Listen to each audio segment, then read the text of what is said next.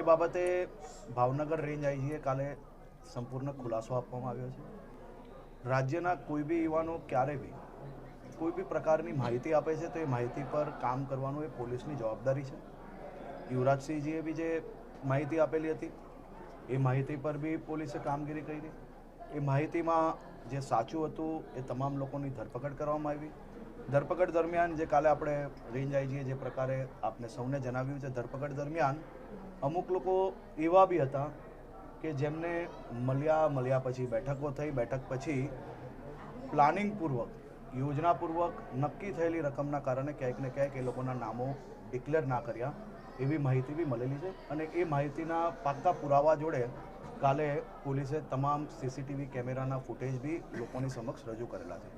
મારું એવું માનવું છે કે યુવરાજસિંહ દ્વારા જે નામો આપેલા હતા એ તમામ નામો પર તપાસ થઈ છે.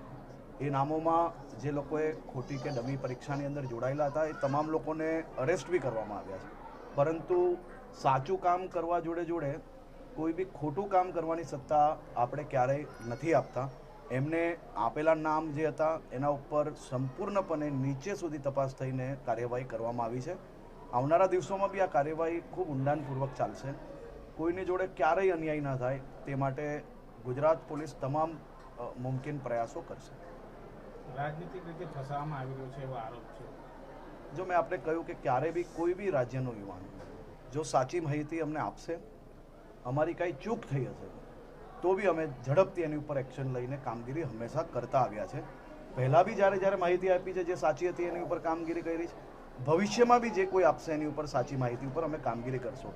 પરંતુ સાચી માહિતી આપવી એનો મતલબ એ નથી કે બીજી માહિતીઓ આપણે સેટલમેન્ટ થકી કોઈને ડરાવી ધમકાવીને રોકી શકીએ છીએ.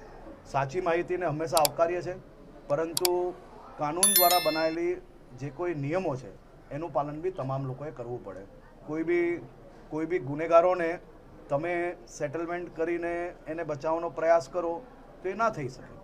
તમામ લોકો પર યોગ્ય પગલાં ભરવામાં આવશે. જે માહિતી આપી છે એમાં જે સાચી માહિતી હતી તેમાં જે લોકો પકડાયા છે તેમાં હું એમની માહિતીને આવકારું છું. પરંતુ માહિતી આપવાનો મતલબ એ નથી કે તમે કોઈ બી વ્યક્તિઓને જોડે બેસીને કોઈ બી પ્રકારની પ્રક્રિયા કરીને તમે મન ચાહેલી વસ્તુ નક્કી કરી લો. જે ગુનેગાર છે એ ગુનેગારોનું નામ છુપાવવું એ બી એટલું જ મોટું પાપ છે. એ ગુનેગારોનું નામ છુપાવો એ બી જાણવું ખૂબ જરૂરી છે. અમે તમામ લોકો પર તમામ જે આ પ્રકારના ડમીકાંડમાં જોડાયેલા લોકો હશે એની ઉપર પગલાં કડકમાં કડક ભરશો. અને હું આપને વિશ્વાસ અપાવું છું કે આ વિષય રાજકારણ જોડે જોડાયેલો નથી. વિષય રાજકારણ જોડે જોડાયેલો વિષય હોત તો આમ આદમી પાર્ટીના એ વર્ષોથી નેતા છે. પરંતુ એ જ્યારે મળીને કોઈ બી માહિતી આપી છે અમે લોકોએ હંમેશા સાચી માહિતીને આવકારી છે. આની પહેલાં બી અનેકવાર માહિતીઓ આપેલી તો માહિતીની પાછળ જે કંઈ હતું તથ્ય તપાસીને ગુનેગારોને જેલના હવાલે બંધ કરવામાં આવ્યા છે. આમ આદમી પાર્ટીના નેતા એ વર્ષોથી છે. પરંતુ અમે ક્યારેય રાજકારણ આની જોડે જોડવા નથી માંગતા. આ બાબતે કોઈ બી વાત હશે અને ક્યારે બી કોઈ સાચી માહિતી આના સિવાય બી હશે તો એ આવકાર્ય છે. અમે હંમેશા સાંભળવા માટે તૈયાર.